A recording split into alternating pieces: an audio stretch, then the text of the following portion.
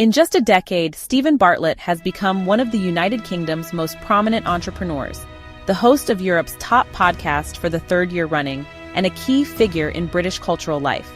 At just 22, he co-founded a globally successful marketing company, propelling him to national prominence. Now, at 29, he's a multi-millionaire and the youngest ever dragon on BBC One's Dragon's Den. But Bartlett is perhaps best known as the host of the Diary of a CEO, a podcast that has undergone a significant shift in tone and content over the past 18 months. Initially celebrated for in-depth interviews with high-profile figures, Bartlett's recent episodes have sparked concerns among health experts over the platforming of controversial and unverified claims.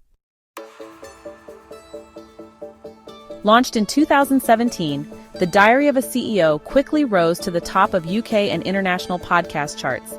Its intimate interviews with business leaders and celebrities like banking app Monzo's former CEO and influencer Molly May resonated with audiences.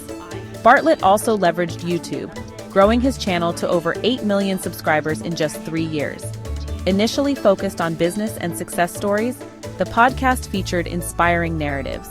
However, this year, a viral clip revealed a stark departure from its original tone. One episode featured a guest claiming the COVID-19 vaccine had a catastrophic net negative effect on society. Bartlett did not challenge the claim, instead sharing his personal experience with the virus.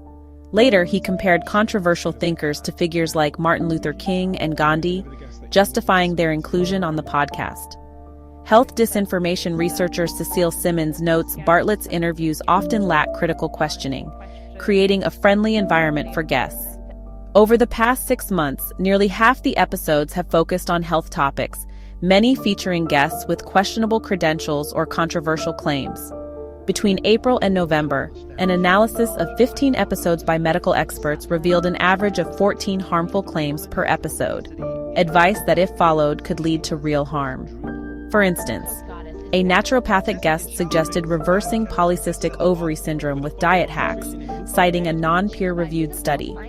Dr. Mark Hyman, a functional medicine advocate, falsely linked gluten to autism, schizophrenia, and other conditions.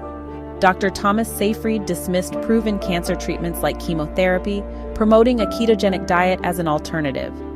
Experts like Dr. David Robert Grimes emphasized the risks of such unchallenged claims, which could lead patients away from evidence-based medicine and harm their health outcomes.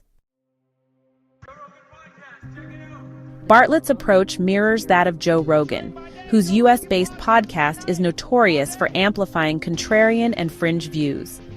While both claim to host diverse voices, critics argue their platforms lend credibility to pseudoscience, undermining trust in established medical advice. Podcasts like The Diary of a CEO operate outside traditional broadcasting regulations, leaving significant ethical questions unanswered. Bartlett's team defends the podcast as open-minded long-form conversations, while some guests, like the Glucose Goddess, insist their claims are misunderstood or taken out of context. However, the broader concern remains, is Bartlett's shift to health content a savvy move to boost reach, or does it risk legitimizing misinformation?